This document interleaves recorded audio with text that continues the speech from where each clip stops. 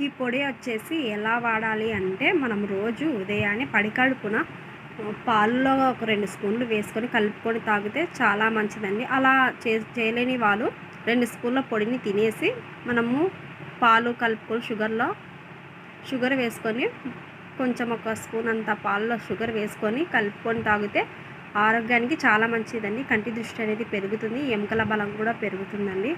ఇది వచ్చేసి ఆయుర్వేదంలో ఉంది. ఇది చాలా మంచిదండి. పిల్లలు వచ్చేసి ఒక స్పూను వేసుకొని పాలలో కలిపిస్తే తాగితే మంచిదండి.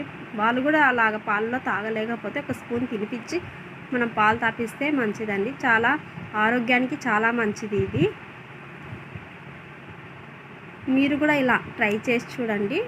ట్రై చేసి కాదు, ఇలా చేసి పెట్టుకోండి. మన ఆరోగ్యానికి చాలా మంచిది. మీకు ఈ వీడియో నచ్చినట్టయితే లైక్ చేయండి, షేర్ చేయండి, సబ్స్క్రైబ్ చేయండి. మన ఛానల్కి సపోర్ట్ చేయండి.